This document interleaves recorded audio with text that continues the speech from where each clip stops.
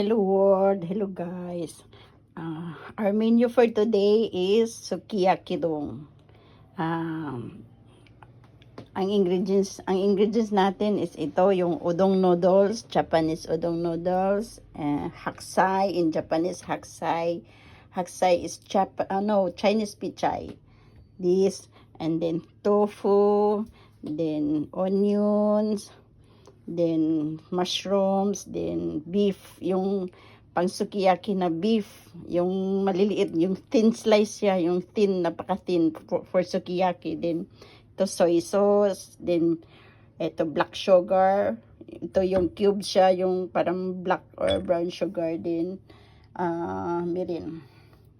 Then ito yung kawali.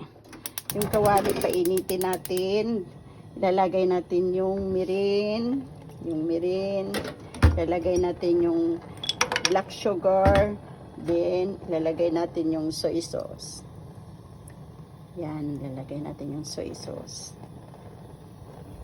Then after that, pagkatapos niyan, hanggang sa matunaw siya, unahin natin ilagay yung, anong tawag dito, yung beef.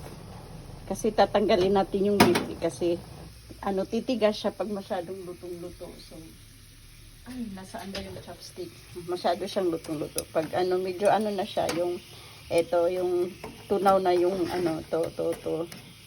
tunaw, patunawin muna natin yung sugar, liitan muna natin yung fry pan. Yan.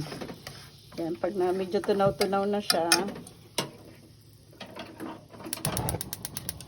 yan, patunawin muna natin yung sugar. Yan, tunaw na siya. Ay! Yan, medyo tunaw na siya. Tunaw na yung sugar. Yan.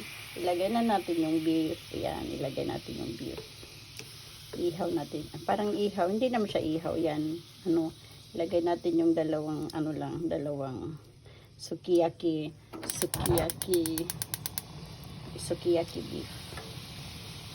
Pang sukiyaki siya na beef. Yung ganito siya kalit. Kunti lang, lutuin na natin siya ng kunti kasi kunti lang lutuin natin siya ng kunti kasi titigas siya. Pag masyadong luto-luto, titigas siya. Simple lang siya guys. Ito, napaka-simple lang siya. Tapos kukunin natin siya, ilagay muna natin dito. Yan, ilagay muna natin yun. Then ilagay natin yung onions, ilagay natin yung yan, lagay natin din yung mushroom. Lagay natin yung mushroom. Yan, lagay natin yung mushroom. Then, ilagay din natin yung tofu. Lagay natin yung tofu. Yan, lagay natin yung tofu. Yan, lagay natin yung tofu. Yan. Tapos, ilagay din natin yung udong. Ilagay natin yung udong sa ibabaw. Yan. Yan, magtutubig na siya dyan.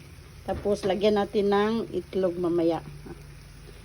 Pag medyo luto na siya, yung mga vegetables, lumalabas na yung, anong tawag dito, yung tubig niya.